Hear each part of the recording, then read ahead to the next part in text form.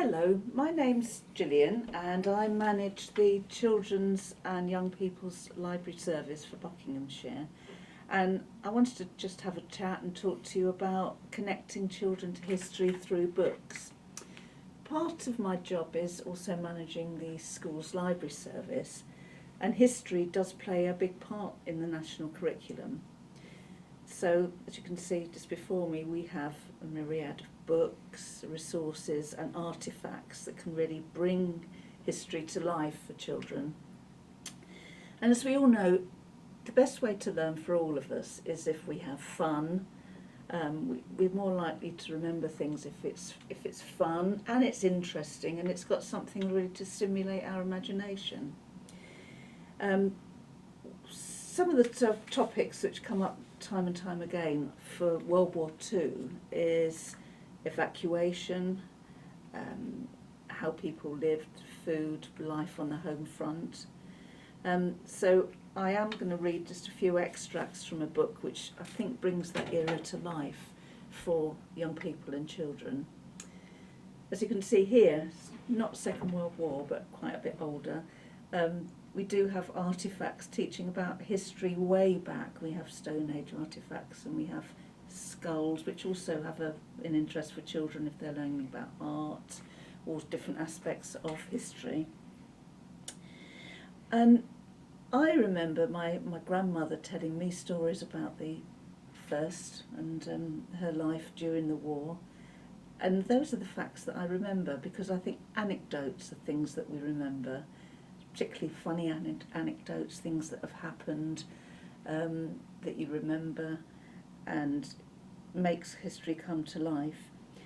Fiction and faction and other things which are a mixture of fiction and non-fiction in one book.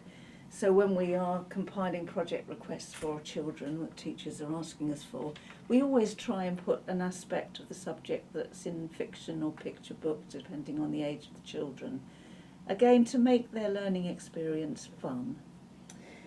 Now, one author that really comes to mind is Michael Foreman, and he's written quite extensively about his idea of why it's important to tell children about the war and why they should read stories about the war.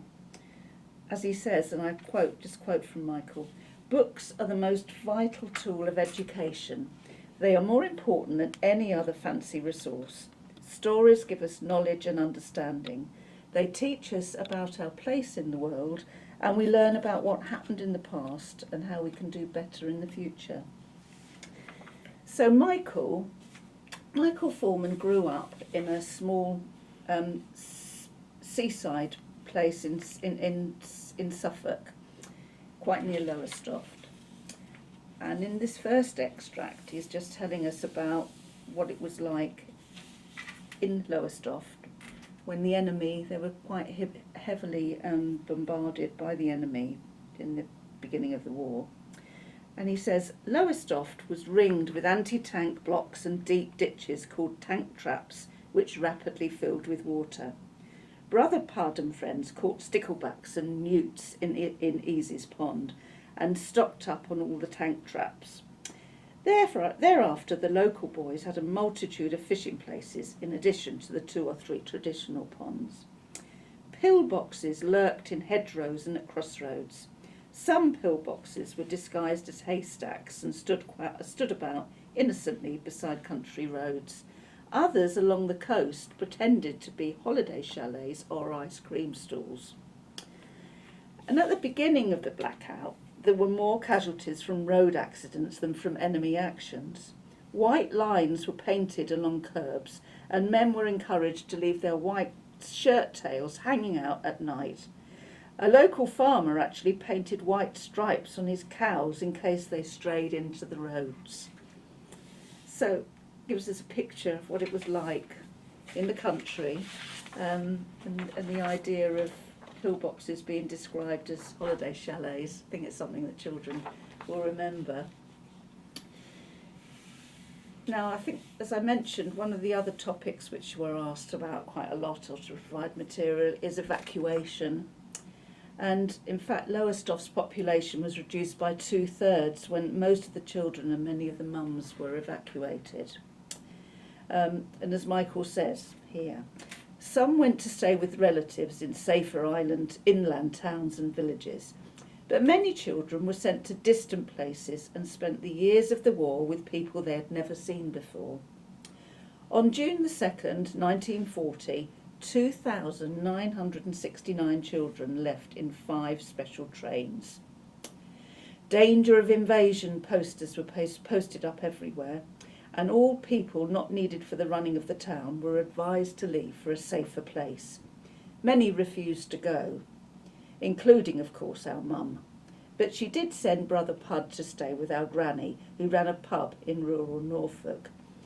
Well, he stuck it for a month or two, then sniffed out a fish lorry and got a lift back to Lowestoft Fish Market on a bus home. "What on earth are you doing home?" said our mum. "I want to go fishing," replied Pud. "Well, that's that," said Mum. "If we're going to be blown up, we'll be blown up together." So that was evacuation. And I thought I had to talk about gas masks. It's quite pertinent with everyone having to wear masks. It's a general sight of how people took to wearing masks in the war.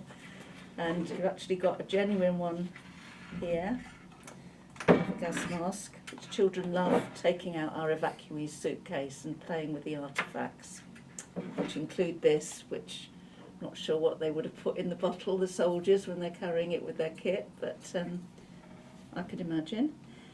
So, as Michael said, people gave up carrying masks after a few months.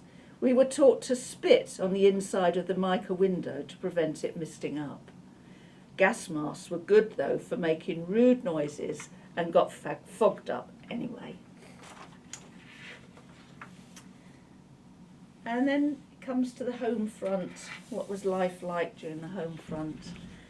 And I love this description that Michael gives, and I've heard him talk about it in interviews as well, about what it was like living in the country in a house in the war, at a time when bathrooms were quite a rarity. So, as he said, our loo was in the backyard, and there was a bus stop next to the wall of the loo.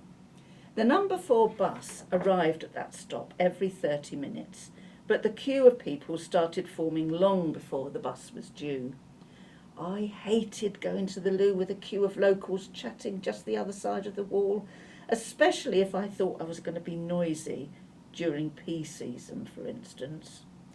I used to try and time it so that I was doing my business just as the engine of the bus was thundering away and the conductor was shouting, "Move along inside, please." I think children will be amused by that. Anything with toilet humour, I think my experience goes down well.